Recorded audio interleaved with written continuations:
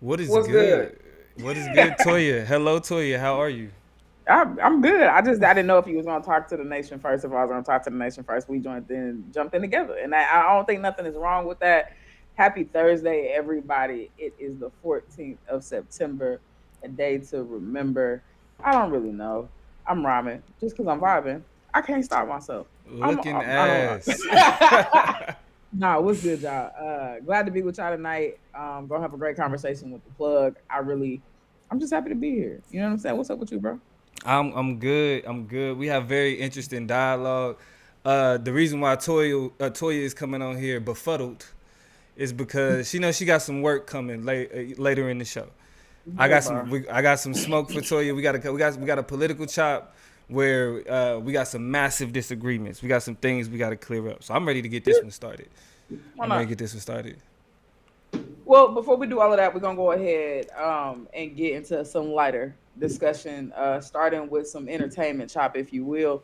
Yeah. And it is back on the note of the hip hop 50th anniversary. We know that hip hop is celebrating 50 years, and we kind of talked about it before, in terms of what was our other hip hop 50 conversation about? I What did think we get into? it was a bunch of it was a list of questions. It was the You know what I'm list of saying? questions. I got to go back and check out that episode. That Yeah. was just a few weeks ago. We had that conversation, so make sure y'all go check that out. And we kind of got into like songs that made our childhood, songs that put a battery in your back. You know what I'm saying? Get you real All turned of up. It was that. just a really good conversation. This one though is about the fact that you know, 50 is a big number. It's not a little number. It's not a humongous number, but it's also not a small number. And we realize that when we say 50, hip hop is 50. You know what I'm saying? A lot of people been in the game For a while. the whole 50. You know what I'm Yeah. saying? Or a lot of the 50 or a big chunk of the 50. And I say that to say, you know, it's some OGs. The OGs are OGing in the rap game now. A lot of your faves are, 35 plus, Getting up there. 40 plus. They getting up there. And so I guess real quick, I want to check the temperature on how we are looking at and understanding age in relationship to the genre, the class, the approach, the defining components of what we know to be Yeah. hip hop, right? And Yeah. so I guess out the gate, I just want to ask y'all, and of course, shout out to let me see the comments, let me see the Yeah. chat, let Shout me out see to everybody in the the chat. Let me Andrea, not get in there too Miss quick. What's good, Ma'am, Lee? Dina. Red Wine that came back to us. What's going on? I definitely big love to y'all. What's good? What's good? So my question is hip hop a young person's game? Like, how do we understand the game of hip hop? Do we understand it to be like an old person's game that just we don't just throw people away? So we letting the older folks stick around? Is it something that you get better at time in? Like, how are we looking at the age demographic of hip hop, or is that just not even a question for this genre? I'm gonna be honest. I'm gonna just make it easy. I'm gonna just say yes. Like hip hop has an age limit, and you got to know your role. Like no, seriously, you got to know your role. And I think the person who best exemplifies that for me, who really makes it make sense, is Andre 3000. Uh-huh. Andre 3000 back in 2017 put out was doing an interview where he was asked about doing new music, and what he said here was, as I get older, I start to see myself move more back from it. The hustle and bustle of putting out an album, the pressure of being in the studio trying to come up with something new. Now it's more like a hobby for me. So I don't think about it in that way. When I was 25, I said I don't want to be a 30-year-old rapper. So right there off break, I mean, I guess I don't know if it's just the ignorance of our youth, Mm-hmm. or really just the idea that niggas didn't think they would want to be rapping in their 30s and 40s. But like he was saying here, when I was 25, I don't want to be a 30-year-old rapper. I'm 42 now, and I feel more and more that way. Do I really want to be 50 years old up there doing that? Rapping is like being a boxer. No matter how great you are or were at a certain time, the older you get, the slower you get. I don't care who you are, and I can feel that coming on. There's always a new wave of artists, and sometimes I'm just like, I'm good. I'll let the young guys do it. And I think this is kind of showcases a lot of self-awareness for somebody like Mm-hmm. Andre 3000, who really people put on a big, you know what I'm saying, a big pedestal. Like Andre 3000 is understood to be one of the GOATs. I think, and another reason why that's interesting coming from Andre 3000 is that he is known to be such an innovator, somebody who recreates himself, recreates, the genre really, kind of electrifies everything we do with newness. And you know what I'm saying? He ain't scared to have his own little style. I listen to on NPR, they like to play like old interviews that they have from people. So all through, I think all through last month, they play hip hop interviews, right? To just kind of commemorate the 50th anniversary. I've heard Queen Latifah interviews. I've heard Yasin Bey interviews, and one of them was also an Andre 3000 interview. And just talking about Hey Ya and how innovative that was, and how crazy it was during that time, and the difference, but how electric it was, and how it ended up being a pop hit. But you know what I'm saying? So when I think of Three Stacks saying, me with my creative mind and my, ultra innovative ambitions and orientations and tendencies, and going to stick a fork in it, that makes me wonder then, what are we doing with the Snoops, with the Dre's, with the Kanye's is getting up there? What we doing with the Busta Rhymes just came out with a song with a damn Coil Ray. Yeah. And I think it's a terrible song, but he just put that whole out. You know what I'm saying? So like, Yeah, what is I that? think That begs the question of what we doing with them. Shit, 2 Chainz just turned 37, 38, 40, somewhere close to 40. hell, Hove is 47.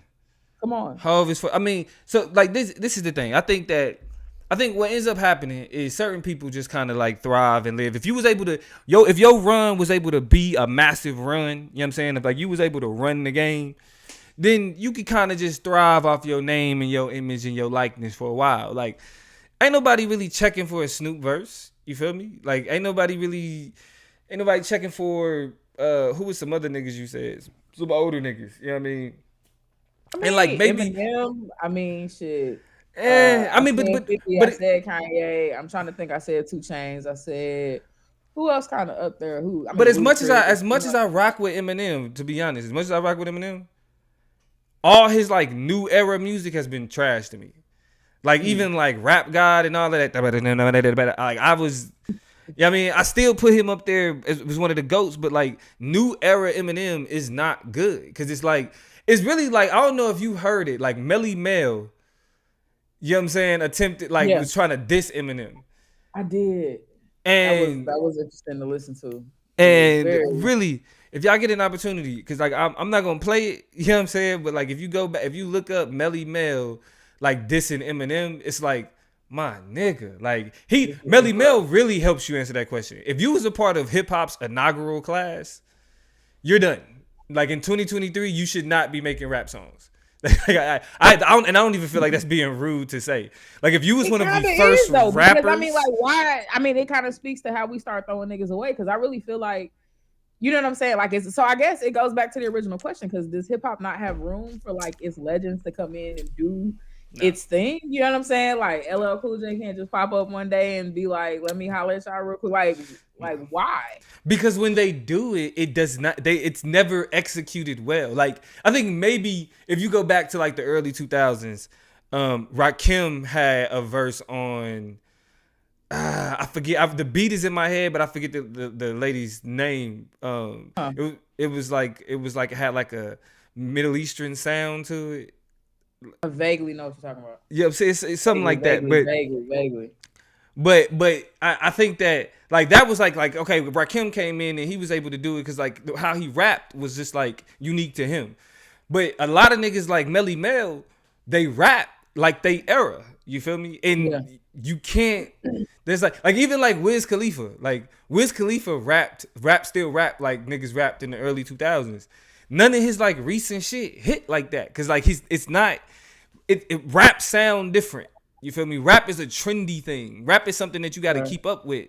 And that's why when Three Stacks is saying it's like boxing, it's because it move, you know what I'm saying? Rap move quick, but we slow down. Okay. You know what I mean? So I mean, I guess Well, let me ask this then. Y'all make sure y'all hit that like button. Hit that like button. Yeah, tap in because I mean, y'all definitely y'all coming alive in these comments real quick. I want to look at some of what y'all said. Dina said, "Listen, I feel like if they do perform their old music, it's cool, but trying to be hip and still current, I think it would still be stressful and tiresome." Like, Right. and I don't Agreed. disagree with that, but when I look at songs like, and I guess because I'm gonna read Andrea's comment and said, "What's the age limit though?" And I asked that question because like when I think about, and I don't remember how old Snoop was, but he was definitely older. And you know, when he came Snoop out 50 with the something. pigs in the crib, my drop it like Drop it it's like it's hot. hot. Drop it like And it's I hot. mean, keep Yeah. in mind this is an older song, but it was like he innovated his sound. He was able to keep up and kind of jump in there and see what's good. I think for what it's worth, I've never really, you know what I'm saying, identified as like a Jay-Z fan, but Jay-Z come out with shit and y'all eat it up, you know what I'm saying? So like I really don't know what the age limit is, and I'd be curious to hear what y'all got to say about it. But Real One says if they come in and play their part, just drop something casual. If they're trying to compete, they doing too much. So I get it because I think that satisfies my request, which is just like we leave some space for the OGs, which is what niggas do. But Yeah, they I'm. Real One saying we don't need a whole album. You know what I'm saying? Like we don't need all of that. But I think though that's where we run into the problem though, because like Yeah. the one thing like because hip hop is like really young, even though it's so pervasive. You feel me? It's still like 50 years to be an art form. Rap is an art form. I don't give a fuck what nobody talking about. 50 Right. years to be an art form is a baby still in the history of mankind. You feel me? So but still though, like if you was at like I'll give y'all a clear bright line. If you was at the origins, Grandmaster Flash, Melly Mel, any of them type of niggas, no. Perform your old shit.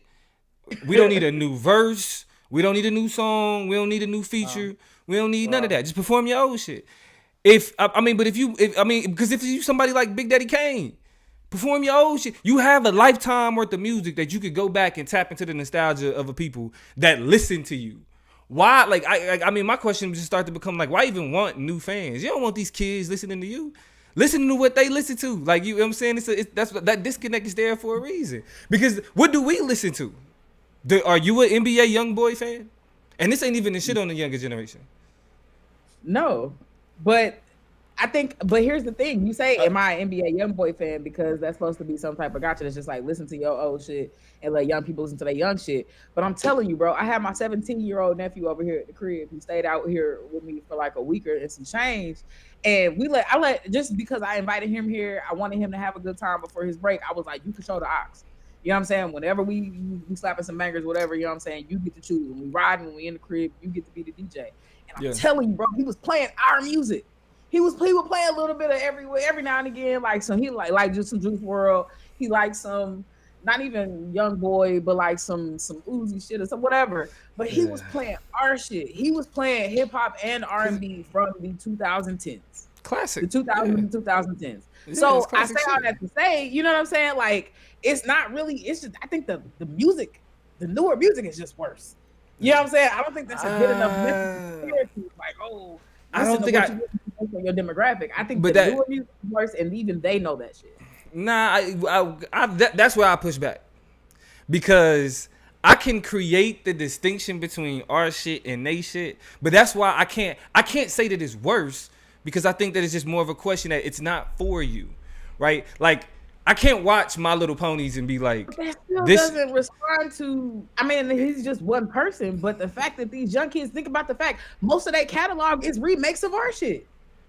We can't get nothing. We like, come on, bro. Niggas is sampling. Niggas is literally sampling shit from 2006. They over sampling shit. They like are redoing. Like the nigga Weekend. I don't wanna know. Oh my god, yo! And if that don't piss y'all off, because like the niggas didn't like all they did is put a new rap verse on there. But I'm talking about word for word, like niggas just said, "Fuck it, let's just redo a song." And I think that was Diddy. Diddy probably set that up just so he can get some new royalty bread from an old song. You feel me? Because that was the Mario wine and shit. But while I agree with what you're saying, it's niggas out here that will tell you that NBA YoungBoy is bigger than Tupac. Of course. So as That's much what you as you said. like, yeah, like we like, even they think their music is worse. Hell no, because they making statements like that, like publicly, like proud on your platform, on your Twitter, on Black people Twitter.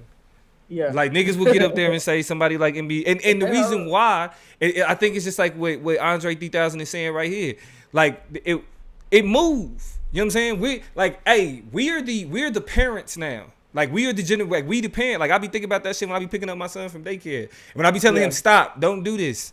You feel me? Yeah. We like niggas that's my age, 35 plus. We the authority. Like that the music like hip hop, especially rap, is rebellious. It's difficult to be the authority and be rebellious. You know what I'm At the saying? Like same it's time. at the same time. You feel me? It's difficult to be like, all right, I gotta tell my kid this, that, and the third.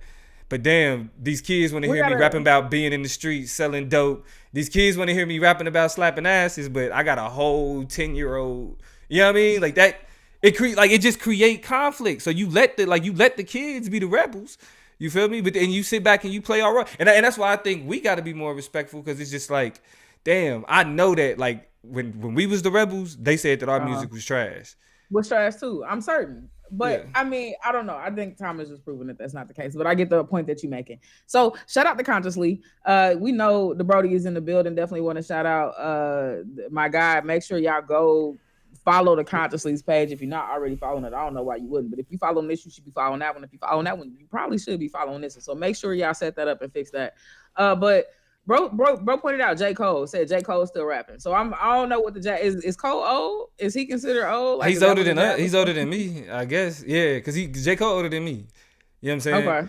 And that's why I also want to point to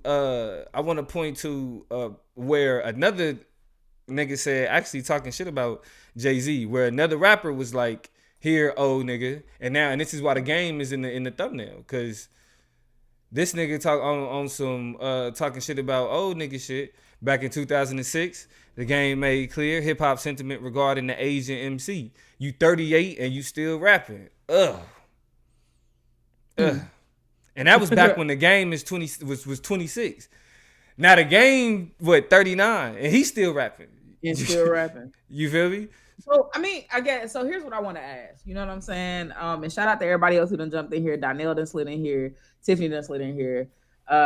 Miss Ma'am asked the question: Would y'all still go? Would you go up for some new Method Man? Nah, Method Man can keep being eye candy. He look good. Keep I fuck with some. I fuck with some new. I will fuck with some new Method Man. I do fuck with Method Man like that. I think he got a timeless flow. Method Man got a timeless flow. I'll let you have that, but. Donnell asked a question that I think leads me to the next question I have. Donnell made a comment that leads me to the next question. Donnell says, but wait, artists grow until they're dead. Why stop them from creating if there's something they want to contribute? And I'm like, in the context of that, what do we want to hear from rappers as they age? Like as niggas get older, like what are we trying to hear from them? Are we checking for them? Are we checking for them to still keep rapping about like, because the point that I brought up is like, clips like Pusha T like still is about serving that thing. It's about how many ways I could talk about the cocaine now. It's about busting serves. It's about it's just that's just what. So is that adequate enough, or should the music that these people make be reflecting the real life evolutions? And like, do we want to hear people talk about finding love of their life, getting married, settling down, investing in wing stops and shit? Like, what do we want to hear from these people? Because go ahead, finish that second question. Nah, I want to know, because apparently, you know what I'm saying. Well, based on not even apparently, but based on like, you know what I'm saying, what Donnell said, if you're ever growing, you're ever changing, you should always have a space at the table. Right, but even with we like us as people always growing, the culture is what the culture is, and the culture is always shaped by the young folk. Like it's 45-year-old niggas that say stop the cap. And never used the word cap when they was young. It wasn't a part of their vocabulary when they was kids. But they will say they say what the kids say. So we know that the younger generation create the culture. So you know what we want from you, older rapper? Nostalgia.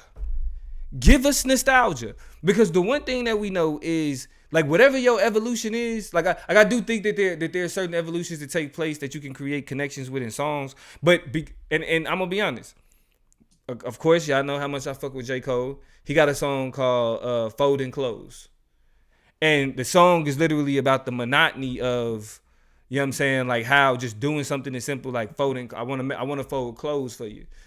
You know what I mean? I want to do this monotonous thing. I want to do this Right. boring thing that it's not crazy, it's not extreme, but it's a reflection of the stability and us and our settled down and our home thing. This is something I'm doing for the home. I've heard niggas talk like trash that song, tear it down. Talk like really talk about how it's boring, it's corny, it's but me as a really like a newlywed when it kind of came out was like, hey, I feel that. You feel me? Like doing laundry, like as a man, like doing laundry, and your wife ain't got to worry about like dealing with certain aspects of things around the house. Like that's a Right. different type of flex. That's a different type of flex. And regardless of how much niggas like a nigga will actually do it, they don't want to hear a nigga rapping about it because rap traditionally has taken niggas to other places. You feel me? And the older we get, where I think music plays the biggest role is that it's where it takes us back to. Like I think like Right. when I hear older songs, like I go back to certain places in college. I go back to certain cities and certain like very specific moments where this song like helped define this entire experience. So give me that nostalgia. I don't want you trying to ride the wave. I don't want you. New Edition been performing songs that they came out with in the late 80s for the last 20 years.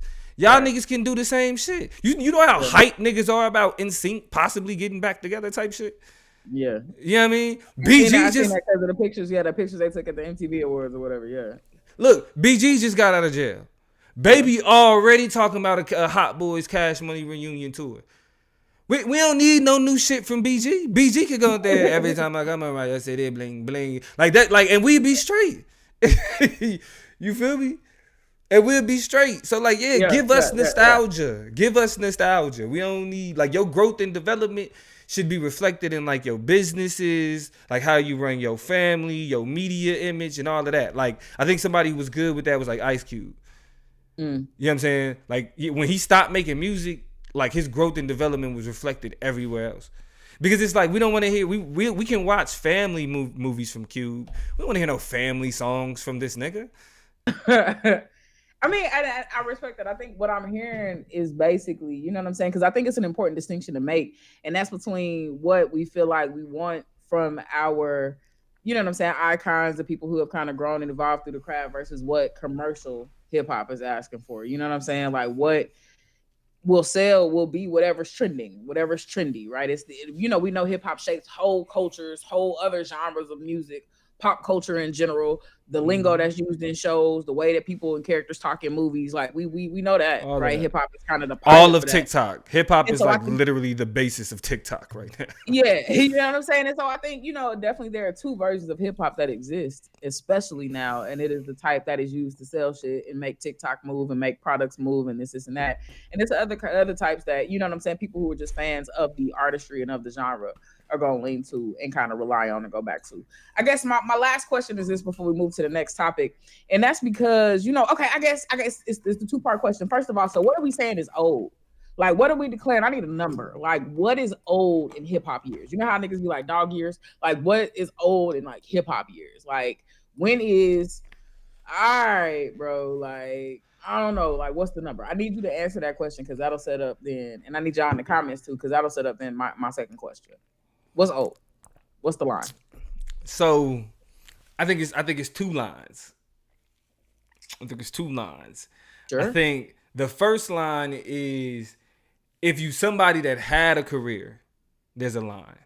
But I think that line is pretty subjective. I think it's not definitive because like somebody like Jay-Z, for example, I think Jay-Z could be 55 and a nigga be Okay. like, I think I want a whole verse. And then niggas would be like, Jay-Z got another verse. I want to hear that shit. So I'm like, okay, if you like one of those type of icons, then it's like, all right, if you are a timeless rapper, you don't have no age. There's no age limit.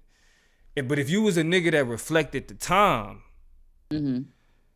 and so I'm saying like, so you know, a nigga like Jeezy, for example, Jeezy rapping at 50, maybe not. So I think 50. If you was a nigga that was just really kind of was a part of a generation, once you hit 50, you performing your old shit. It should be all what it's about. No new Okay. music, none of that. You know what I mean? That should be it. That's the cutoff. But now Make the next the the second, next the line second one. is What's the next line? What's the other one? the nigga that's on the come up. Okay.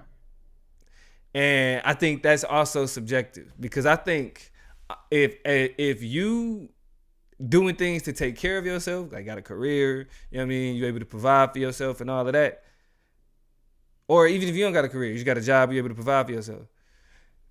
Do what like do it as long as until you can pop. You know what I'm saying? Do what you do. You feel me? Because I think motherfuckers think like I think we've heard like what 25. You know what I'm saying? Like if you ain't like if you trying to rap after 25, leave it alone. It's like nah.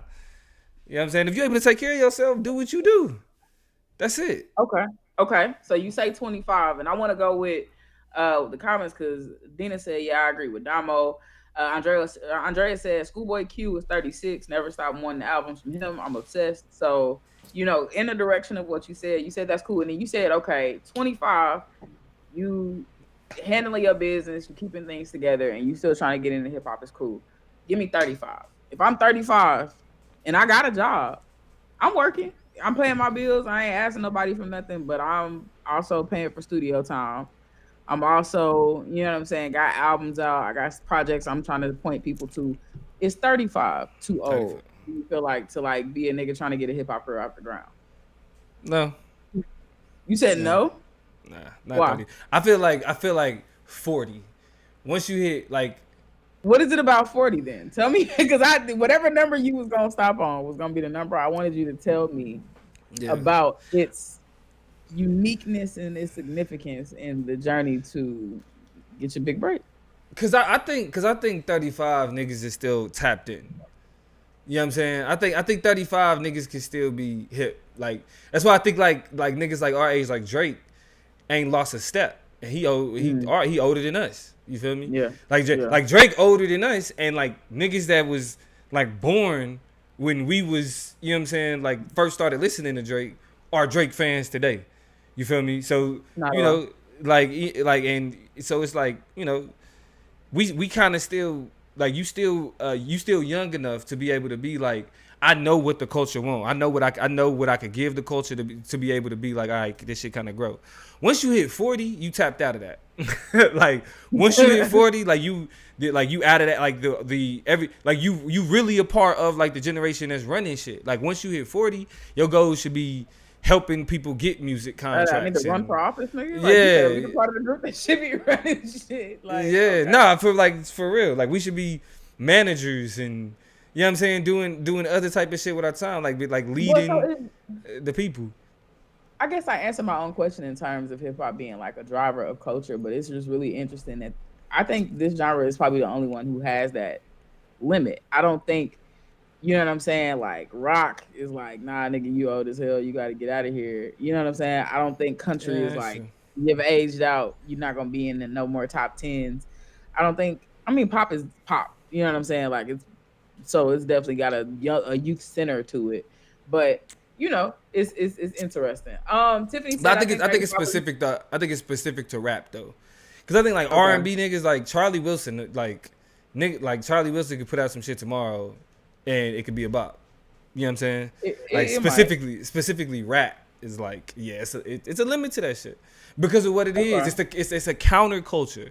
Rap in the same thing. Like that's why they allow rappers in the Rock and Roll Hall of Fame, because what rock and roll is to white folk, rap is to niggas. It's the counterculture, and so it got to be dictated by the younger folk because that's who usually reflect that. Tiffany said, I think 35 is a stretch, but should surely be a cap. Otherwise, we talking about doing laundry, which is the J. Cole song, but nobody wants an album about that. You know what I'm saying? A couple gems, a couple moments where we reflect on those moments, but nobody wants a whole album about that. Are you not a jab on the laundry, but I'm just saying. What are you? I've never really sat and listened to Freddie Gibbs. His name always comes up. He's always somebody who ends up being dropped in terms of niggas who are relevant, but I just never got around to listening to Freddie Gibbs. Are you familiar? Because that's that Andrea seems to rock with Freddie pretty heavy. Yeah. Freddie Gibbs is like he was like on the freshman XXL class with J. Cole and Nipsey Hussle and like Okay, so because I that's mean, I most yeah. recently heard about him. He was his wife or girlfriend was, I don't. It got messy. He was in some mess. I Yeah, heard him about yeah, relationship drama.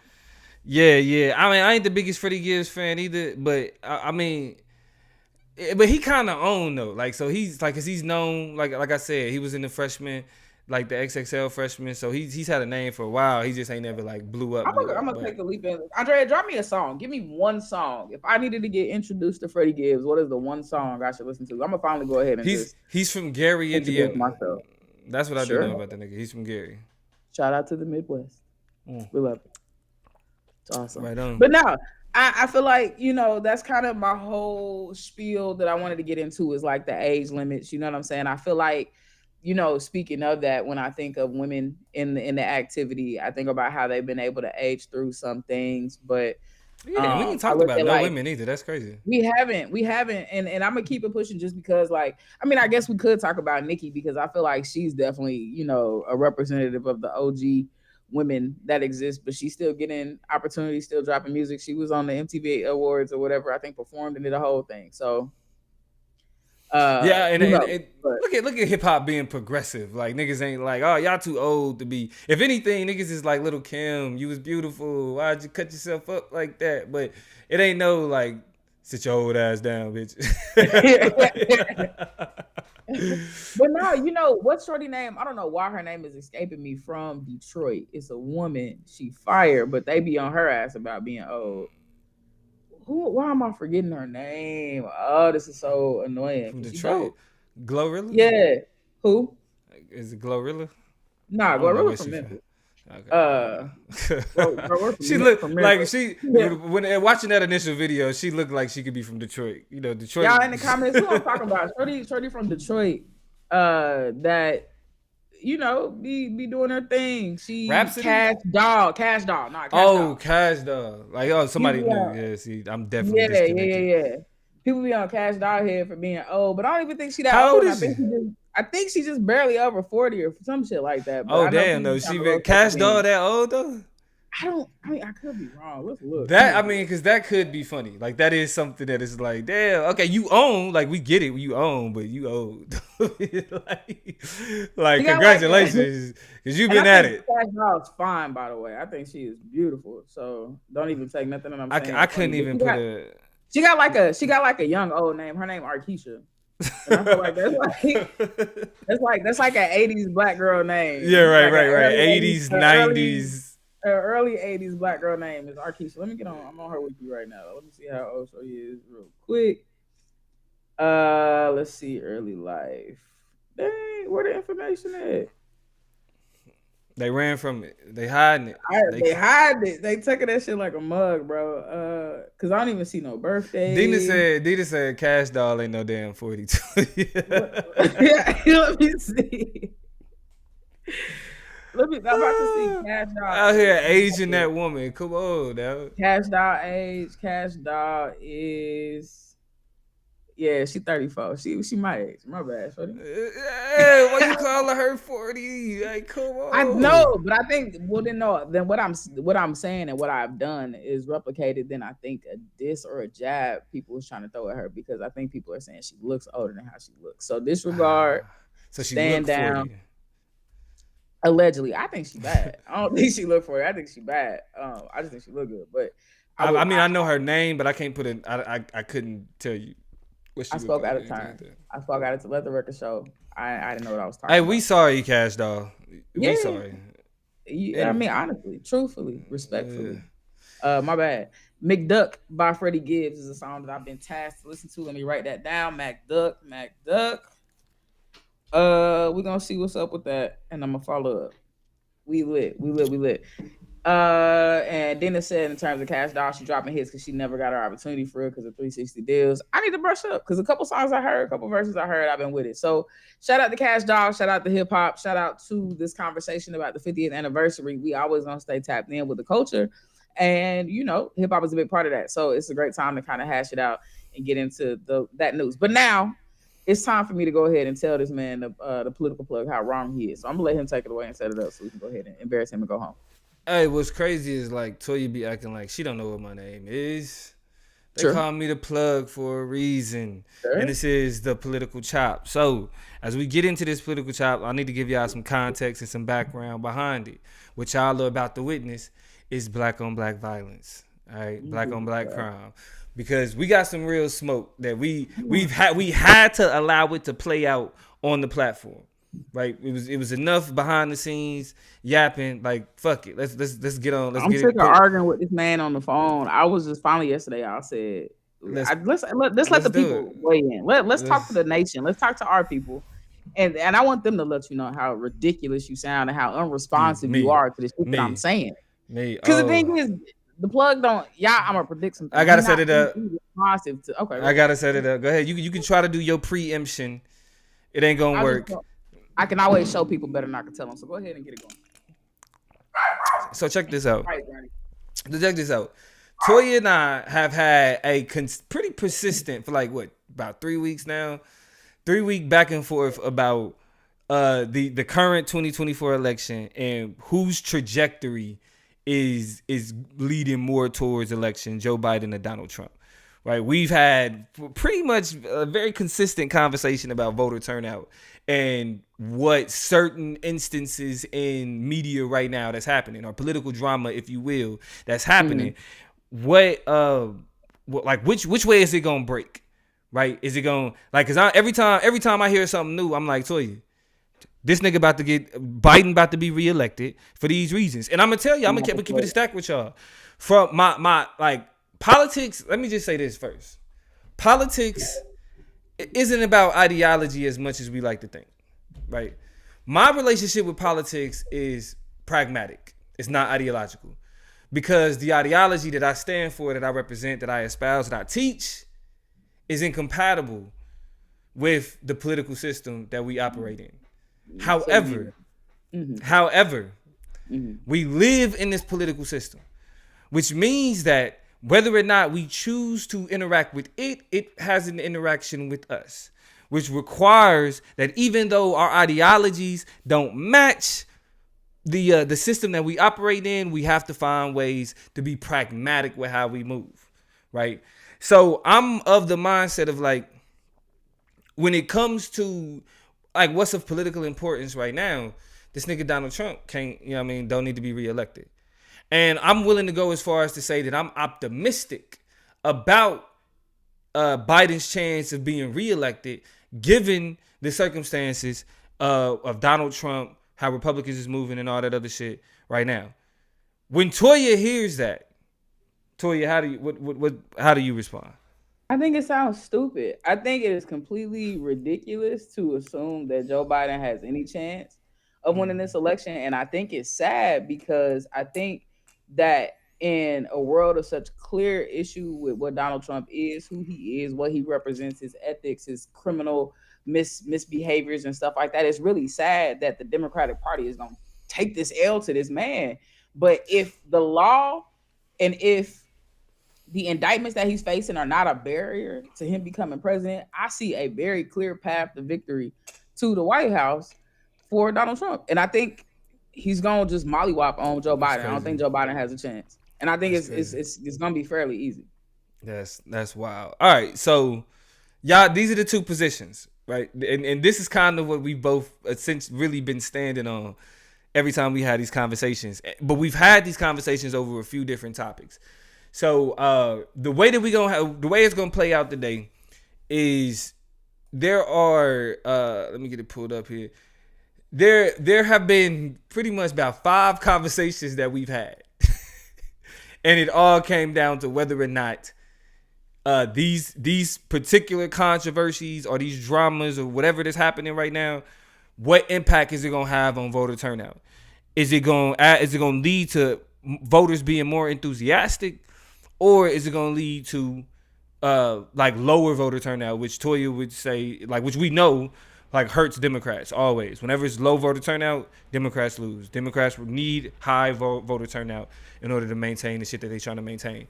So It's five particular conversations that we've had or controversies that we discussed where we've completely diverged, and we're gonna have these conversations with y'all today. So the five areas is Biden's age, the age of Joe Biden, Yeah. Trump's indictments, the most recent news with Joe Biden's impeachment and inquiry and the many investigations that's going on, the Supreme Court decisions, specifically Roe v. Wade, what was it? The gay Affirmative action. discrimination, affirmative action, and student loans, Mm. and then Biden's record and the economy. Right? These are five areas where Toya and I fundamentally disagree on the impact of like what it would do to voter turnout. And so we're gonna let y'all be the judge.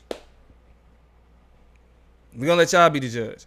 What we're gonna do is we're gonna present the conversation, present our position, and then y'all let us know who y'all think, who, you know what I mean, who y'all feel like is more persuasive. It is what it is. And if So y'all don't let me know, I'm gonna let y'all know who was more persuasive. So we'll just stay tuned for my takes as well.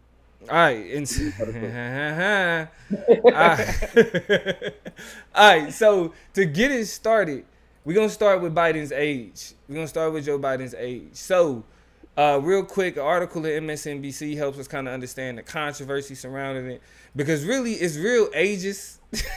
Like, it's not okay. How they treating, how they talk about Joe Biden's age. Like I said here, this opinion piece, you can talk about. Let me scoot it over a little bit.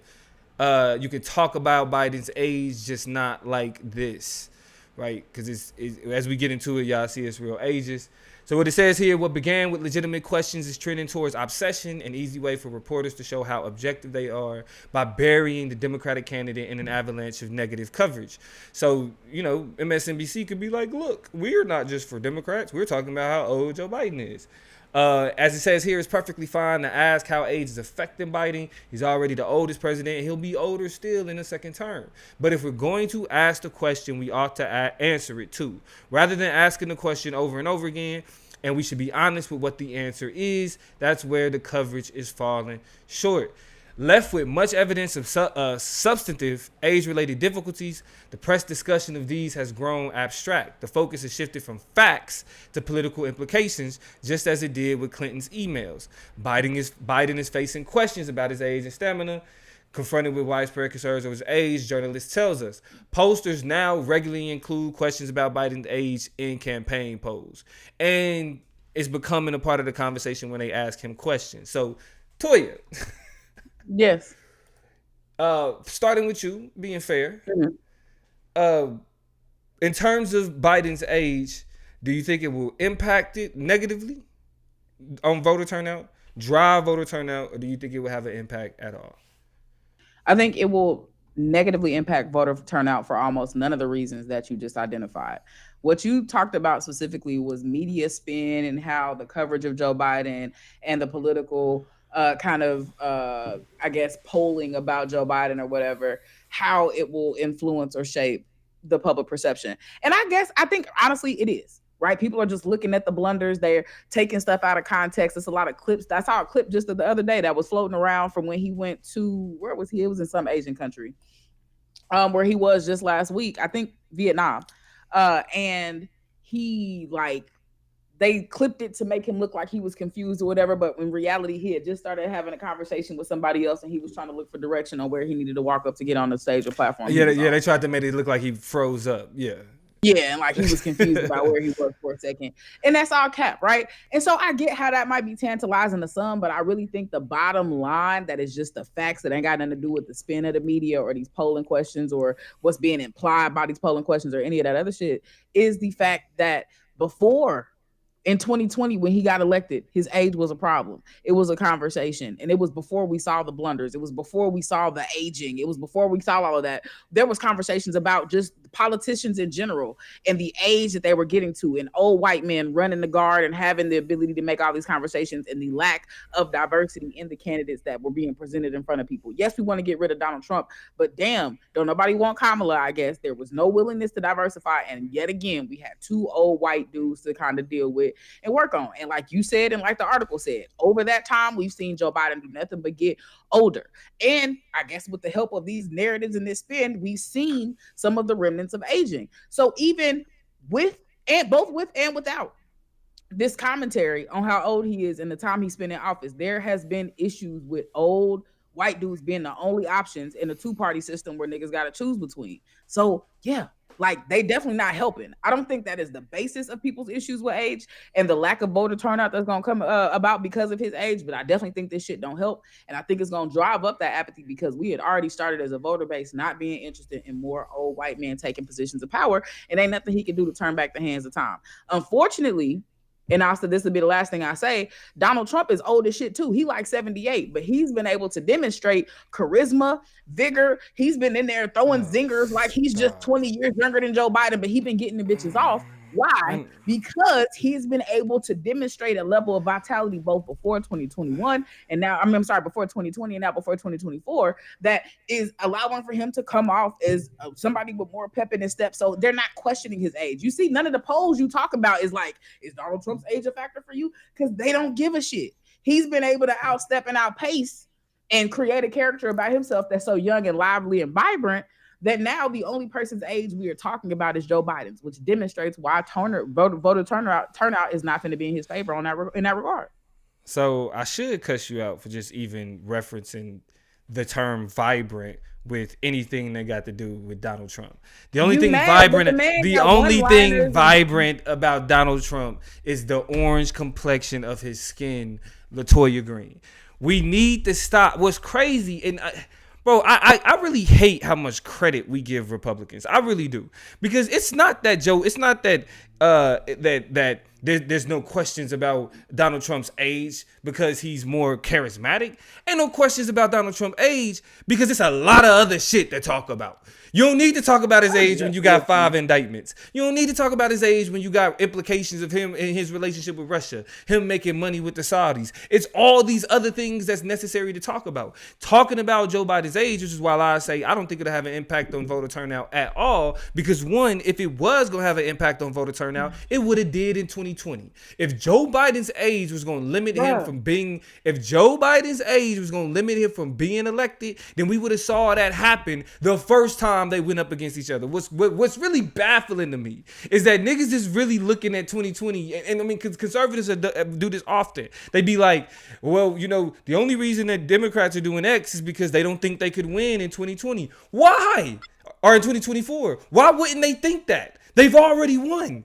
The reason Donald Trump ain't running for re-election, he's trying to get back in the office. So all these questions of his fitness and him being the oldest president in the office was already put to the test during the 2020 election. And niggas was like, when it come to Donald Trump, we rather have this old ass moderate than this a little bit less old ass, you know what I'm saying, senile, crazy motherfucker that's doing all this wild shit.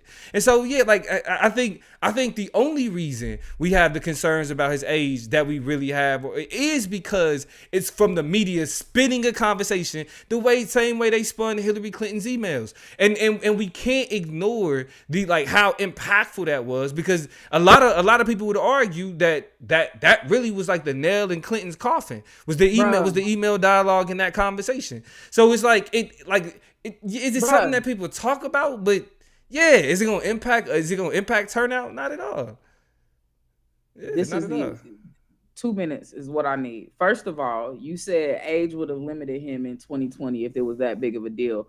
But no, out of your own mouth, you said, and I will double down and use for my point, the fact that people were thirsty as hell to get away from a Donald Trump presidency. So they were willing to take the bad with what they were willing to accept or what they was willing to negotiate with, which was his age, in order to get a seasoned kind of statesperson to get this country back on track after a pandemic that was terribly mishandled. So yes, they were willing to barter and negotiate about age in ways that they are not willing to do right now.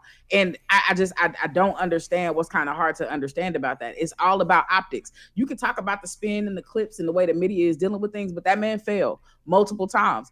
Let's talk about Air Force One. They've literally changed how the man got to get on the plane. I read or watched a whole kind of, I think I listened to a whole story about how the steps to get on the Air Force One, he has to take the ones in the back because his age literally limits how he gets on and off of the most important and powerful plane in the entire world. The FDR couldn't nigga, walk. He couldn't okay, but walk. he had other. Listen, bro, because that's ableist by itself. You know what I'm saying? That then presumes that people who can, yeah, that's ableist in and of itself because it presumes that people who have mobile issues or mobility issues aren't able to effectively do the job. I'm talking about mobility issues on top of age, on top of potential issues that he has demonstrated. Because all of these haven't been straight up, the camera just got it wrong issues. This has been blunders. This has been issues speaking, articulating things that demonstrate fog of aging.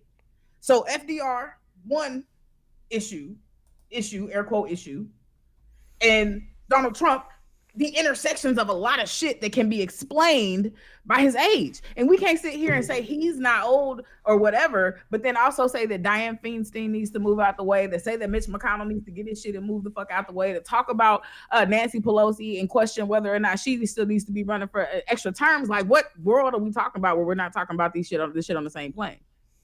If they gotta go, he gotta go. Like, I just don't understand. And I think the entire consciousness of the American voter is on that tip, regardless of his performance or anything else. Yeah. That's, So that's so so my last rebuttal will be this, like the part that you ignore is still the alternative in the choice to be made in 2016 or in 2020. It's the same choice and alternative to be made in 2024. So that means that the same limiting circumstances of, well, damn, he old as hell, but Donald Trump is still the reality because we both recognize that he's going to be the Republican candidate, which means that. Go ahead. I'm sorry. We've experienced both of them, and people like, is it things that I don't like about Joe Biden? Yes, but when we compare them to the Trump's presidency, who is still being plagued by all the shit that he did towards the end of his shit, a Trump presidency that's still playing out in terms of him talking about an election that he felt like he didn't lose, a Trump presidency that's still spending time, still having to defend against an insurrection that he's now being made legally responsible for. So it's like all of these. Okay, all right. They cared enough. They cared enough in 2020. I argue that they'll care in 2024. But we can leave it at that and move on to the next one. And the next one is Trump's indictments. Will Trump indictments increase voter turnout, decrease voter turnout, or not do nothing to voter turnout? Now, just to give a little background, the most recent ABC News conducted shows some problems with the former President Trump in terms of public opinion on his mounting criminal charges amid his comeback bid for the White House. The poll released after his fourth indictment over efforts to reverse his 2020 loss in Georgia showed that he's not getting the post-indictment bounce with Americans that he'd been touting on the campaign trail. So polls is showing that, nah, nigga, we not really responding. Like, we don't really think that that these indictments is cool for you. Toya, what impact do you think they will have on voter turnout? I don't think any. And the reason why is that I don't think the indictments are about to like encourage or embolden Trumpism or get more, people who feel like there's a witch hunt all along. What's up, Tyler? What's up, Hood Therapy? What's good with y'all? I don't think that's about to get them to show up to the polls anymore, but it's not about to deter them from the polls. And they showed up in hella numbers, you know what I'm saying, to vote before. I think Donnell said something like that. We learned in 2016, you can't sleep on them, right? You really can't undermine the ability, the number and the swaths of Trump enthusiasts or at least tangential Trump supporters that is willing to pull up and do the work to at least go cast a ballot for that man. So in terms of insurrection, nah, I don't think it's going to create more new votes and create more turnout, but I for damn sure don't think it's about to create less turnout. I don't think they was turned off about that shit. I think they're ready to run it back. I disagree wholeheartedly. I think, I think what the part that we miss is that the key aspect of any election is independents and moderates, the people in the middle, the people that's willing to be swayed either way. And what we ignore is that the reason why they were swayed in 2016 was because there was this unknown associated with Donald Trump. He's not gonna get the same love he got in 2016 from moderates and undecided and independents and undecideds, because they know what they got with him. You can no longer say, well, he's not. Well, let's get somebody that's not a politician and see how they do. We saw an increase in the budget. We saw him handle COVID terribly. We saw the economy struggle. We saw tax breaks that solely benefited corporations. We saw unemployment increase, right? So we everything. I mean, we didn't get a wall. We didn't like the companies that Donald Trump said that he would bring back to the United States with their jobs day one didn't happen. So now he has a record that's attached to him. So taking his record and then say, look, these are all the illegal shit that he's done. Independents and moderates are gonna sit back and be like, there's literally nothing for me to lean on. Like, yeah, do I not like Joe Biden? Nah, I don't like Joe Biden. Do I think he was perfect? I'm like, nah, I may not. But as a moderate voter, as an independent voter, as somebody who's going to cast a ballot, I'm definitely not going to cast a ballot for something. And as the polls are showing, it's not that bump that you see with conservatives, that you don't see that nationwide. You don't see your popularity growing from that. If anything, you see more people that's willing to be in terms of respecting the office of the presidency, a nigga that's currently under multiple indictments, that's currently being sued for $250,000 or $250 million, that's already been found liable of defamation and sexual assault. Like, come on now, like the idea that that's not going to have any impact on voter turnout literally says, all right, cool, I'm going to ignore everything I seen in 2022. I'm going to ignore everything I seen in 2020. And I'm going to sit back and say, there's a possibility that Trump has that same. That is the case that they're willing to ignore, because if nothing's sticking to him, listen, this is all we need for independents and moderates. If nothing sticks to him, if none of these charges stick to them and do the final death knell of dissuading them that he's a reasonable person, all it takes is one of his cornerstone issues for him to buy that he's willing to go all in on everything American, or go all in on the class, the issues with class, or the issues with like how money moves or the economy or whatever. For them to lean into how, why not? Because we can look at his tax plan and see that it hurt poor people. We can look at his impact on the economy and see that it hurt poor people. That's what I'm saying. If any of these independents or moderates are not poor people and the charges don't stick, they're going to be willing to be forgiving and bypass a lot of these charges and indictments and shit like that really didn't matter a whole lot. It was a whole lot to do about nothing, and protect the issues that they care the most about. If they really want to live in a more socially conservative America, and he is able to jump through the hoops and hurdles to kind of get to the finish line to get into the ballot box, they're going to vote for him because he aligns with the principles that they have aligned. Democrats don't have clearly demarcated principles about what they want and what their aspirations are, outside of like shit like climate change and I guess like giving people smiley face lives to live in terms of the economy. But that shit is not real, because they rely on economy numbers like job improvement and shit like that to reflect benefits of the economy and not the bottom line of the economy. So they won't feel good shit when it comes to the economy, but not like the bottom line solutions to these problems that's changing people's every day. No, the Republicans are not going to deliver that, but these moderates that you're talking about probably aren't a part of the lower class. Right? And or at least they have issues, they have class-based issues that will allow for them to look past a lot of the issues that Donald Trump has created. That's my argument. Yeah, I mean, and I think that's more of a I think that's a big assumption. I think that's a big assumption.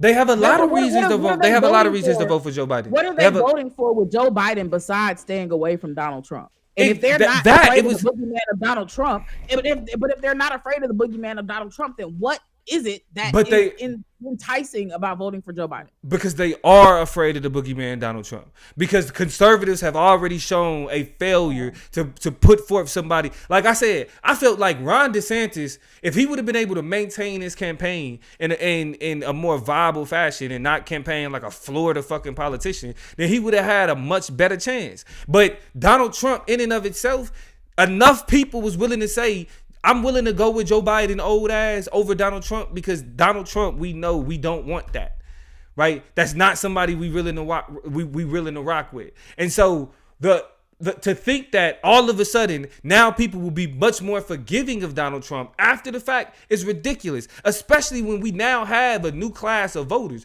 It's a lot more young voters that's willing to come out and say, I like a lot of the shit that's going on, and we're gonna talk more about. Bruh, you about to rely on youth voter turnout for these elections? Yeah. These young people is not listen. Boy, man, young yeah, yes. Is who you're relying on to show up. Yeah, and vote for Joe Biden. You relying on old young people to show up. Yes, because they did it in 2022.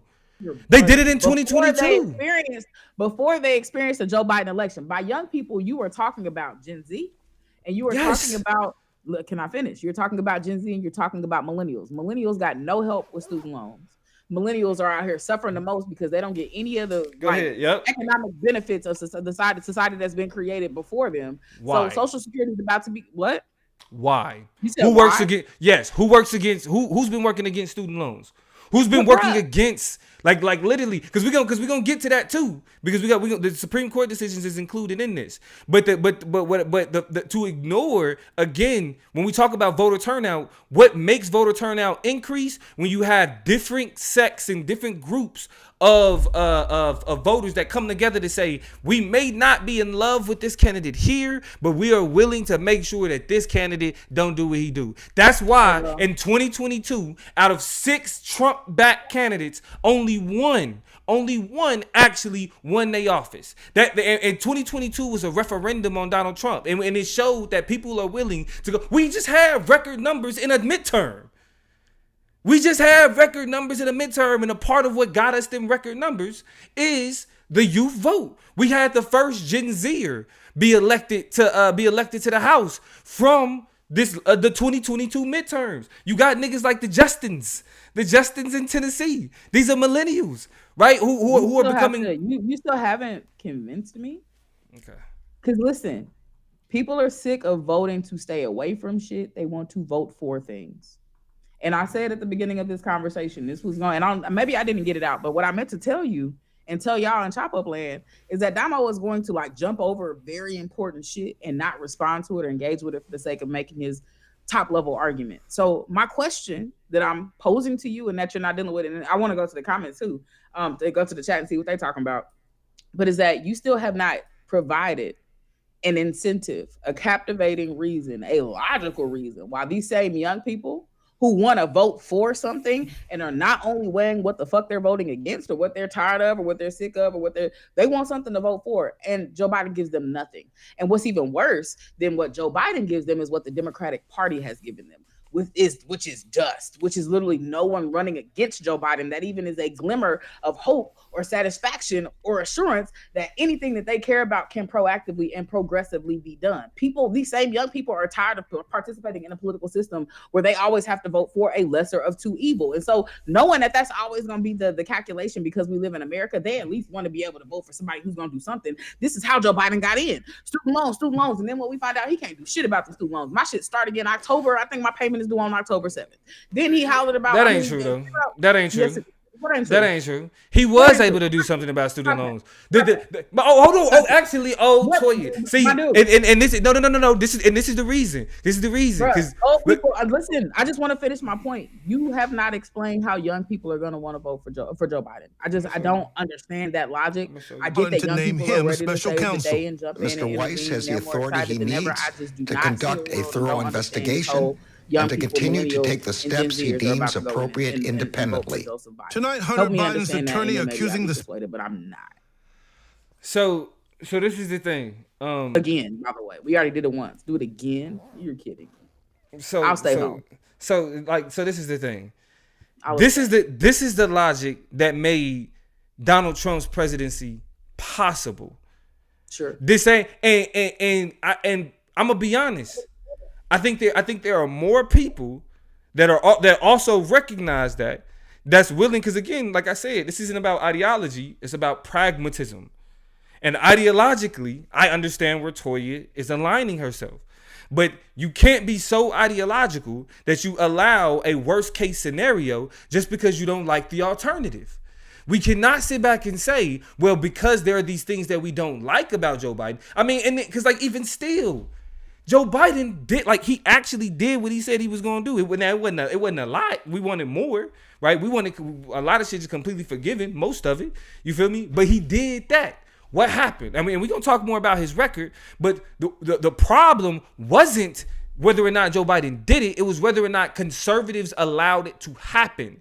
And that's why we are more willing to say right now that we're willing to go against these conservatives, right?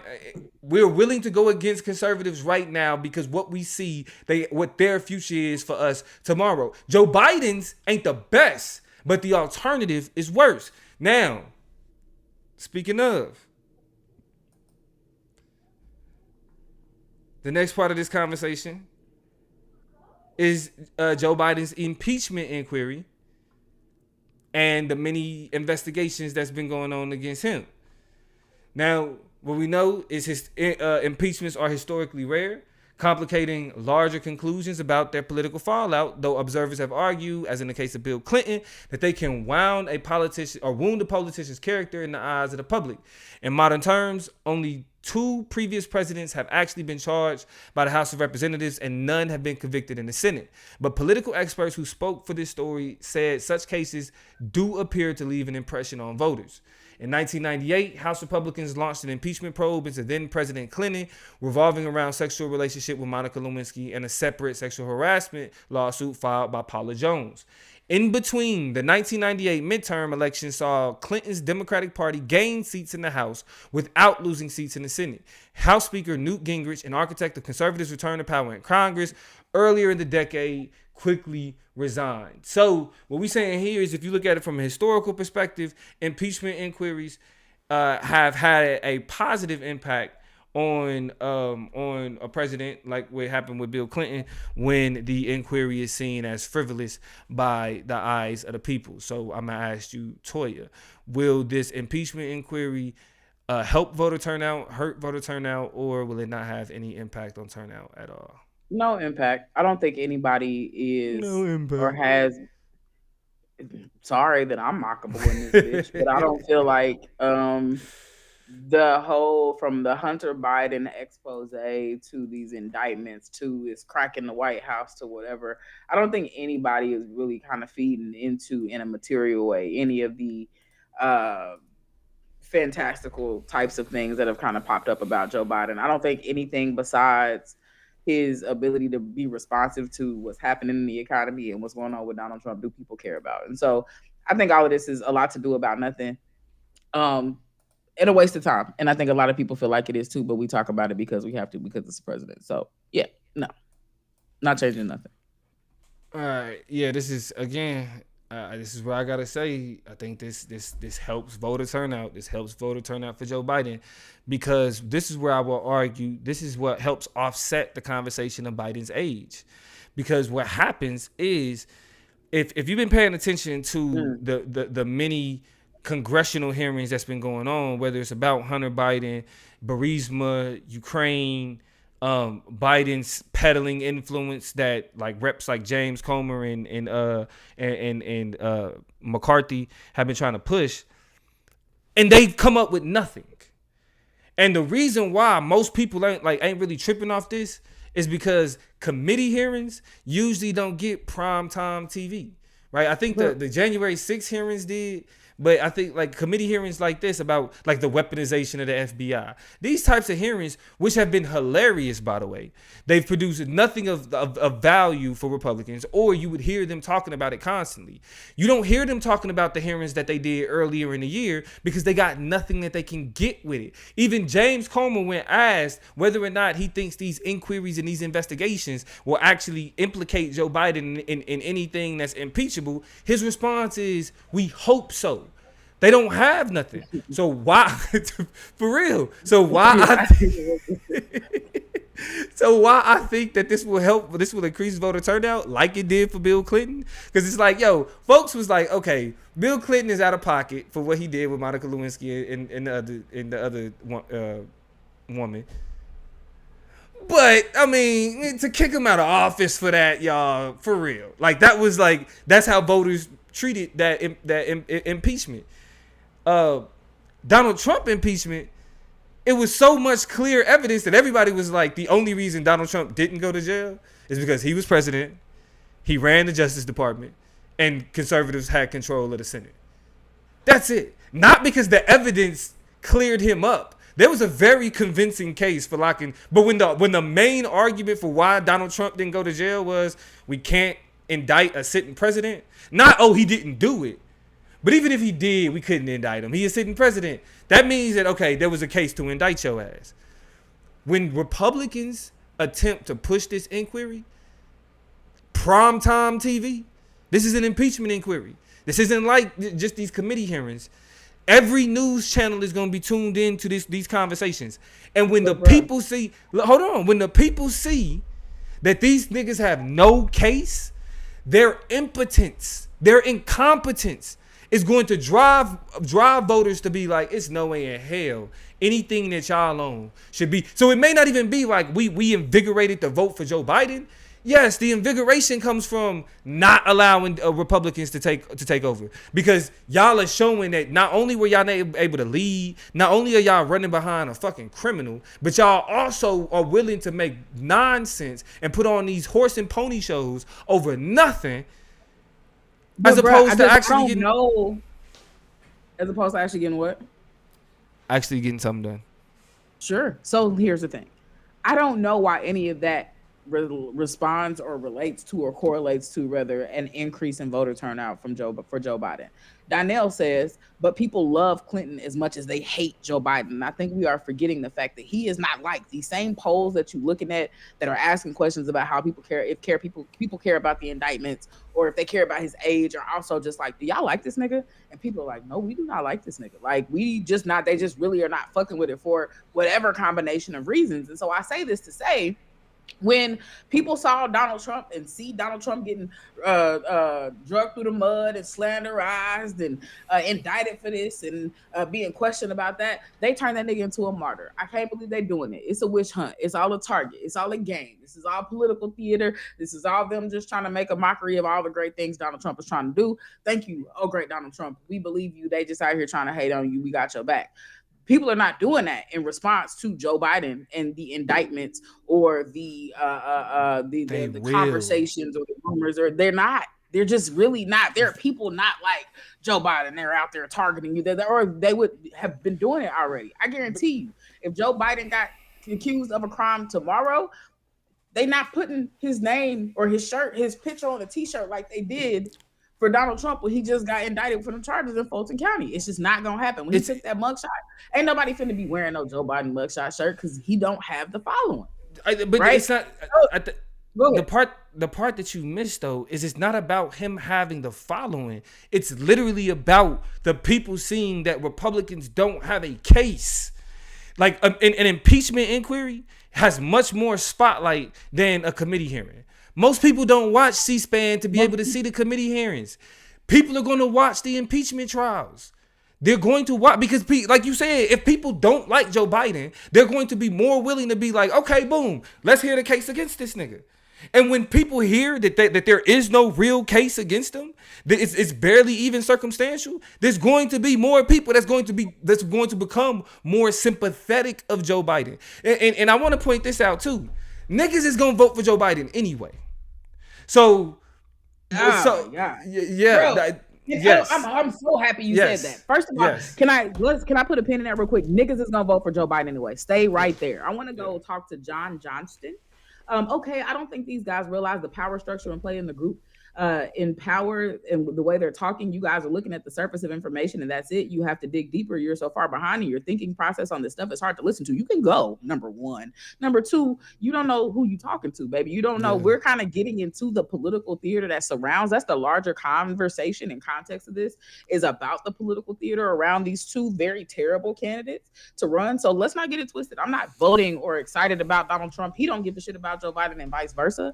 But rather, this is a discussion about the trajectory of the political theater that exists in the way that the conversations, the role playing, the acts, act 1, act 2, midterms, every 4-year elections have real life implications on real ass people like us. So instead of choosing complete political apathy, which we could because we don't understand the power structure or whatever you think you know more than us, we have decided to engage and to dissect for the sake of having the type of knowledge that allows for us to go around and navigate these institutions, power systems, and structures that overly dictate and determine our lives. It's called political realism. So if you're not familiar with it, get with it or get lost, but leave your shady ass comments to yourself. No. I like them because I'm gonna cook them real quick. One, if you're gonna talk about what's hard to listen to, reading grammatical errors from adults in comment section is hard to listen to because slow down next time. It's hard to listen to TOO. Try again. You know what I mean? And then when you already got to correct yourself, you type in too fast because the reason why we're talking about surface level things because voters typically rely on surface level information to dictate how they move, right? They don't voters and non-voters do too, which is a reason to kind of talk about the way that these people participate in the shit that goes on around. Exactly. So if we're going to be talking about voter turnout, we're going to talk about the things that influence what gets people out to the polls. In deep analysis of poll numbers, in deep analysis of legislation and policy don't get people out to the polls. Personality does. Controversy does.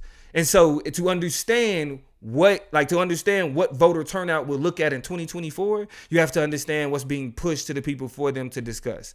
So if you wasn't on board or you didn't catch up yet, the conversation is solely about what impact will these controversies have on overall voter turnout. Come on now. This is a debate platform. So if you want the smoke and you think you know so much and we hard to listen to, we'd love to listen. This nigga don't even know which. He don't even know which two to use. I don't think he. But listen, you never know. But maybe you know what I'm saying. Some people write differently than they speak and they present. So maybe he really know what he's talking about. He got something to say. He want to debate about it. Let us know. Find us in the comments of these videos. Find us on Instagram at the Chop Up Show. And John Johnson, we can talk more about it. You can talk to me. You can talk to Plug. You can talk to both of us. I ain't gonna waste my time about it like that. Well, we'll figure out what's good. But I say my door is open for you. I want you to pull up and really be about what you comment about. You know what I'm saying? You chatting right now.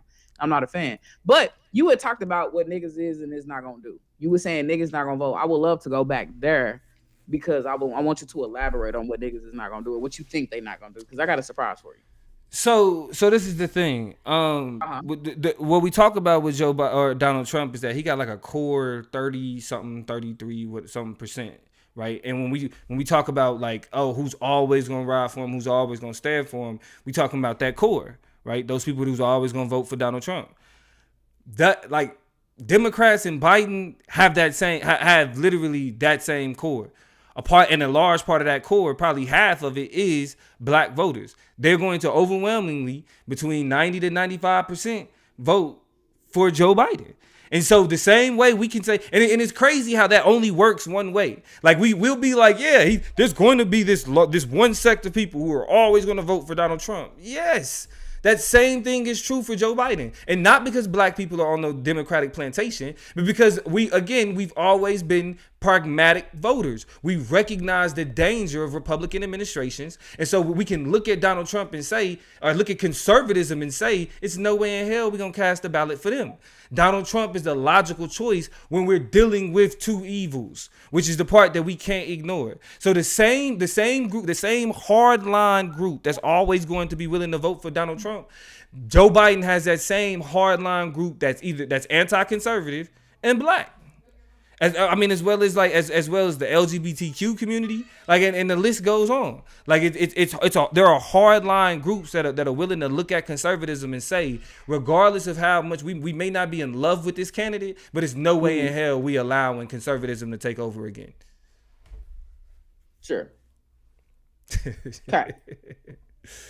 So, for all of those people that you really feel like would never let, and I already know which, because I'm gonna go ahead and preempt the argument that you're gonna make in response to it, because I would love to see you make a different one. But because I'm gonna use one of your arguments against you, so let's just back up. For all the people you were just like, I'll never live in a conservative America again. I'll never do this, and this. I'll never support these types of politics. I'm a black person and I'm gonna vote Democrat. You out of your own mouth. And I'm going to just start quoting you. So I'm going to quote you a couple times here. You out of your own mouth have said multiple times on this very platform that black people are some of the most conservative people who exist. Yeah. Right? Politically, they're socially liberal. They're very much politically conservative.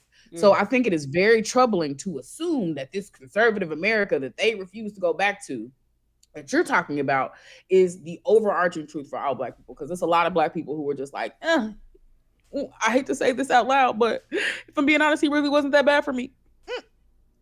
I didn't want to say he's bad for the immigrants and he's bad for the Chinese and he's bad for the kind of poor people, but America's bad for all poor people. So I just don't know if he was all that bad for me. Less than 10%. And they still hanging on to. Wait a minute, I'm not done, because they still hanging on to these checks that he passed out. There's still a lot. And Tyler, I'm with you. I definitely feel like I'm definitely going to abstain, probably from voting for a presidential candidate. But we got a lot of black people who's like, I'm conservative. That's number one. Number two is the idea that when we think about how black people are going to vote, we absolutely have to be in touch with the fact that, and you're going to be like, these people don't vote, these people don't vote, these people don't vote. But these people are telling us every single day with who they're going to vote for. I want you to get on Instagram and go to the Shade Room and shout out to Consciously, because we was having this conversation earlier. You're going to be like, these people don't vote, they don't vote. And that's a fucking lie. The same way you thought illiterate hippies and hillbillies in the middle of nowhere and rural bumfuck wherever wasn't voting, but they was pulling up to make sure that Donald Trump got elected, is the same way these niggas you swear don't vote are in every pick a post about Joe Biden, pick a post about Donald Trump. Yes, on Shade, because that's the easy thing to do. Can I finish? They are on there hooping and hollering about how they're gonna vote for Donald Trump. They're telling you with their chest. And so I don't know why you are willing to rely on the fact that zero of these people are registered voters who are willing to participate in this system and either vote for Donald Trump because they feel like he got the magic answer or some shit to deal with they shit and he wasn't as bad as we all think he was, or be just to spite Joe Biden and to spite Democrats, but they will. Oh, my nigga, I don't. They did it the first time. It's black people we find out about all the time. This is what fucked me up the most. How do y'all go back to 2016 and ignore 2020? How do we go back to when he won to ignore the more recent loss that he just took? All of these same things, these same people said, the same people that were saying they're going to vote for Trump in 2020 in these same chats are the same folk that's saying it now. They did not impact the election. Like Joe Biden got 90% of the black vote. Hold on. That's because, okay, go ahead. It's because what? Nah, I want to hear this. It's because what? It's because they had not experienced, a lot of them who was chatting, it was a whole lot more people who was willing to be optimistic with Joe Biden and see what that presidency was going to look like. So it was a whole lot of, blah, blah, blah, Donald Trump this, Donald Trump that. But it was a whole lot more people who was like, okay, well, I'm willing to test the water and align with what you think black people are really doing and test the water with Joe Biden and see what the vibes is. We've now tasted a Joe Biden presidency. There were no milk and butter and cheese and shit all through the roof. There was no more checks popping out. There's no better feeling about the economy. These are talking points these are talking points that we know wholeheartedly have to do, like, for example, you're gonna say abortions. That had to do with Donald Trump packing the courts. So there's no way that you can't believe. They're not, but these are people who have a very moderate level of political intelligence. So they're not always going to listen. They're not always going to be drawing the lines back to who's really responsible for what, who really created what, who. They just know between 2020 In 2024, this nigga was president. This shit happened. This shit didn't happen. Here we are today. Do I want him to run it back or not? They don't have the same level of political depth and breadth that we do to sit here and sift through the facts to get to the truth in order to make a knowledgeable, logical decision. Those people already voted for Trump.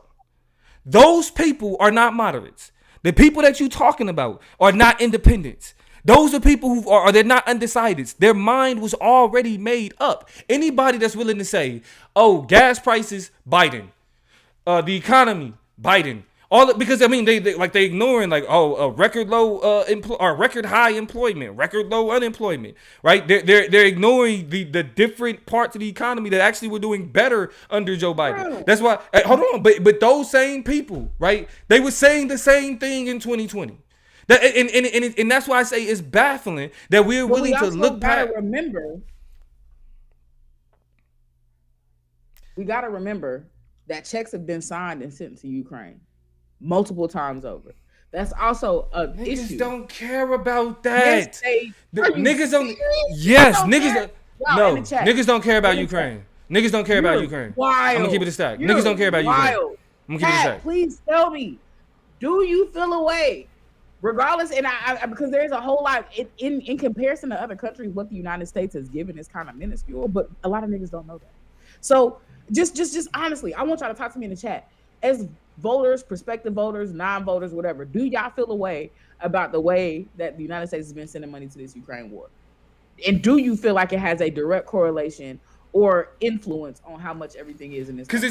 I really wish we could talk to niggas, man, because I'm telling you, if you think people don't care about Toya, you gotta understand, comment section people are not the people that we need to use to gauge society, because the comment section people are the loud minority. They're the people that are so against what it is that they against that they go through different posts and find places where they can find contention with people. Those are not the people we should use. Look at the exit polls from 2020 from 2020. Look at the exit polls from 2022.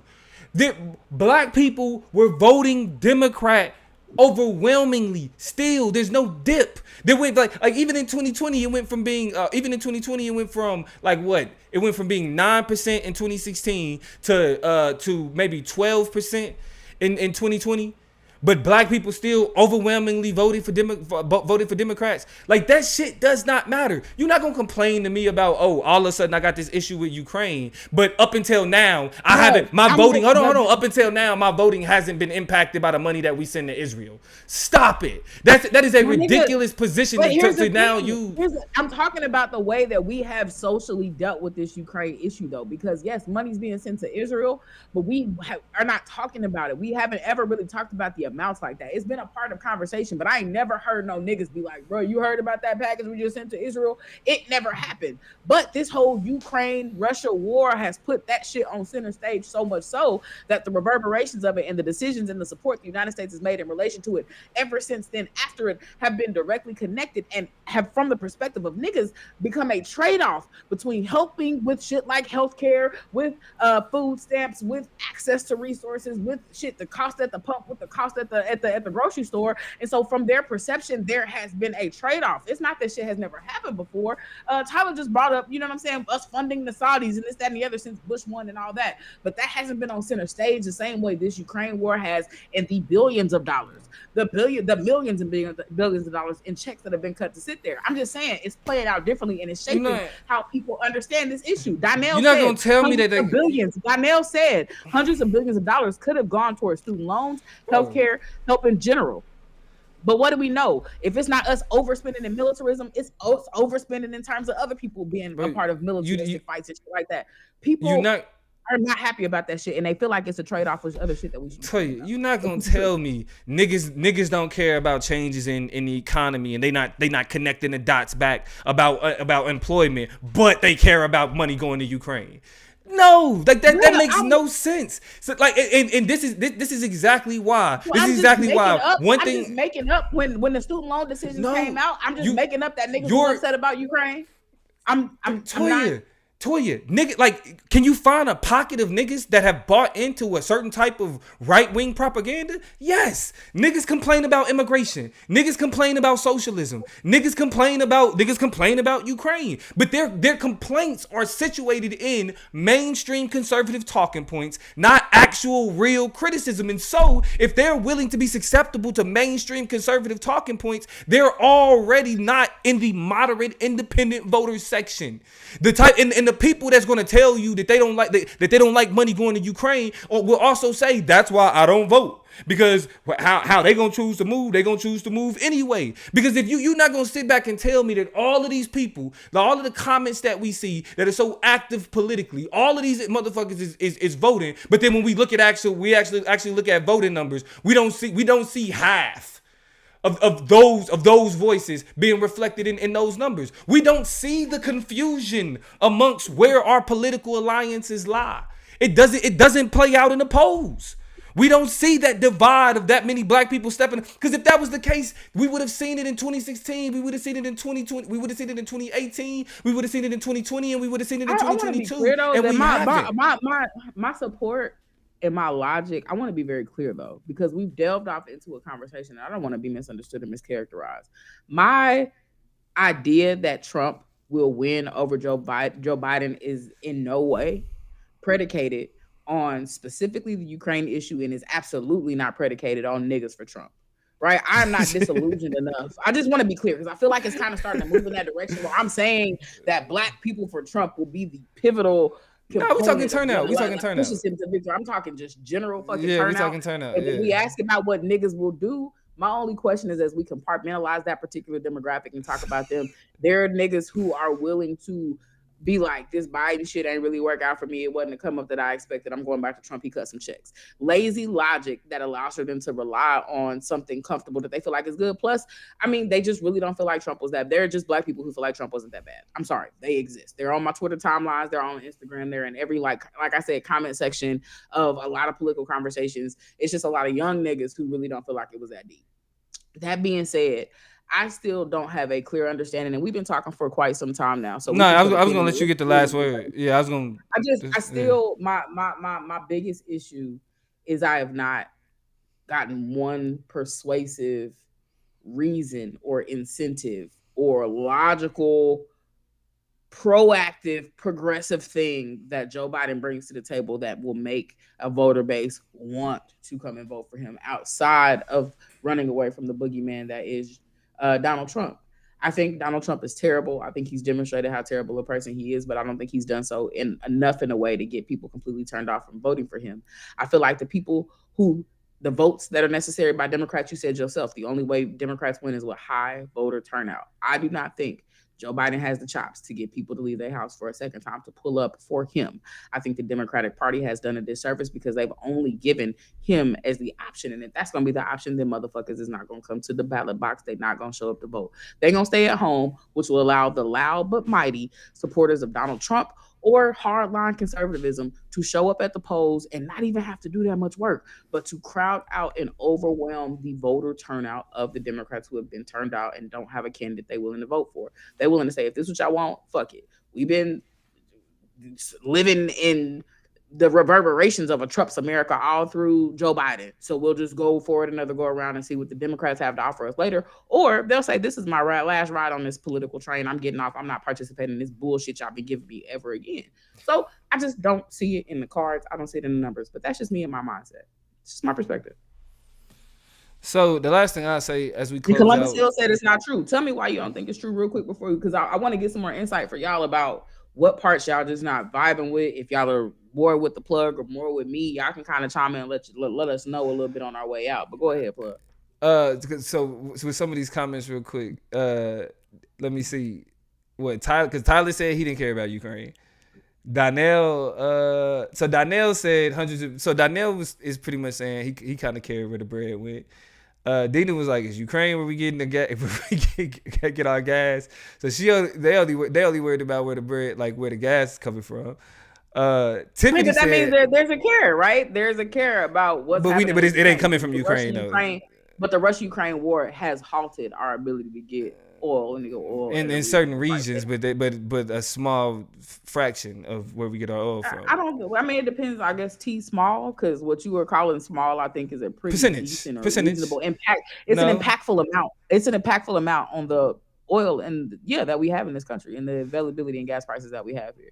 Nah, gas prices is artificially inflated, so we can never accessibility and actual prices. We can never actually equate them with that. But that's a whole other conversation. That's a part of it is a whole other conversation because we disagree about that kind of totally too. But go ahead. And then Tiffany said, "Ain't nobody thinking about the Ukraine." So I think, I don't know. I disagree. I feel like people ain't thinking about Ukraine like, oh, the Ukraine war is happening. I definitely think when they look at it, again, I explained the trade-off. When they look at the money that's going over there versus the money that is stabilizing our day-to-day lives, I think there are people who are just like, well, where the fuck is the money at? If it ain't in the grocery store, if it ain't at the pump, if it whatever, and people are like, oh, it's going to Ukraine. I promise you that's a dominant narrative that exists. But that's just my take. I could be wrong. Y'all saying never mind.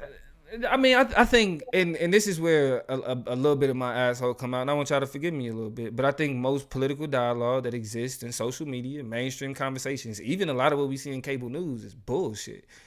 None of it's actually couched in reality, statistics, or any real research. And it's, did somebody say this thing that I like and I listen to this person? And so because I like and listen to this person, I'm gonna repeat something they said because I think that what they said is true. Not really on the basis of like anything that's factual, any real policy, anything like that. That's why I will always stand on politics is a dirty game. It is not for the ideological. If you want to be ideological, go be an activist.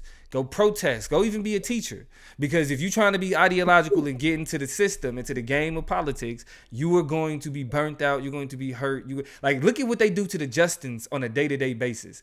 Like them niggas may not be in the news as much as they used to, but they are constantly getting treated like shit. They constantly being censored, right? They constantly being like their votes aren't being counted. They being pushed out. So as much as they reflected the ideology that we want to see in politics, the system is showing them like, nigga, you niggas don't want to get in line. Well, it's easy for us to show you what that look like, right? And I think that black people have reached a place in our pessimism where we recognize that this conversation of where the bread go, who they really take care of, who they really give a fuck about, it's never gonna be about us. So to think that like our vote need to be wrapped up in actually changing the world for black people is ridiculous. We need to be thinking about changing circumstances and not making things worse. And to me, voting, a large part of how we vote is caught up in not making things worse. So we have to move out of the ideological realm where we're so ideological that we're like, that shit, because nobody trying to live their life like not making things like that. Just sounds so dumb, which is why I forgot who agreed with me, but I'm gonna go and vote on local issues, and I'm just gonna abstain from that. Because this is a dumbass. But this is what frustrates me so much. And then this is the last thing I say. And so you can close it out. Like, cool. Niggas say that shit. Trump get reelected, and then here come 4 years of, oh my God, this is so bad. Oh my God, Trump is so bad. I guess, and it's like, come on, niggas could have did something about it. Niggas could have been like, okay, I'll put up with another Joe Biden, so I don't have to put up with another this nigga until something transformative happen. We could be thinking in the vein of being transformative, but we can't even be transformative if we're allowing our political and our social enemies to dictate our political structures. We have to have some pushback within the establishment to be able to do transformative shit. Or we get a Supreme Court like we got right now, where even the small reform that we got get rolled back and shit look worse. I love y'all. Close this out. Hey, man. Listen, he said he love y'all. I love y'all more. I think I'm righter than this nigga. Feel free to let us know that in the comments. Let him know, because I don't think he gets that he's like off base with a lot of his assumptions. I'm sorry I had to do this to my dog. I'm sorry I had to do this to my dog, but anyway, she had to get this work. Listen, y'all are people that we love and care about, because y'all let us be the political nerds that we want to be and really talk through what we see in front of us kind of as an important component of what shapes our day-to-day lives and reality. Y'all know we don't really give about this shit or take it as as serious, but it's weird because we take it as serious. You know what I'm saying? So we just appreciate a group of people that's willing to labor with us and value kind of how we sifting through and thinking through some of the stuff that we only talk about on the phone. We want to bring in front of y'all because, you know, y'all chiming in, spilling tea. You know what I'm saying? So thank y'all for talking to us and rocking with us. We'll be back next week, next Thursday night. We are tapped in talking about the latest and greatest. So make sure you dropping stuff in the comments wherever you talk to us, wherever you connect with us. Give us ideas about what y'all want us to talk about, and we'll jump back on it later. But listen, share this conversation, get into it. Columbus said they riding with you, plug. So sure, if y'all feel like Joe Biden's gonna run it back, I guess we got a couple of months to see. But we'll be revisiting conversations, not exactly like this one. But is it over a year? It is about just barely over a year, about 13 months. Yeah. 14. But yeah, but we gonna tap in on this topic and a lot of the ones around it as we see what these different people and parties is gonna do. We ain't gonna wear y'all out with it. You know what I'm saying? Because shit, we get overwhelmed with it too. But we had to say this one out loud. So shout out to y'all. We love y'all. Donnell, Columbus, Dina, Tyler. Better look. So happy you pulled up. No matter when you come, it's always a joy to talk to you. Andrea was chopping at us. My dog. Chat. I got Mac Duck. I'm gonna check that song out for sure. Tiffany, shout out to my sister for being in here, always hollering at us to let us know what's good too. It's love to y'all, man. Like, it's Chop Nation. Y'all come back and see us next week. We're gonna keep it rocking and keep it rolling. Until then, y'all be good, be safe. We out. It's a chop up. We out.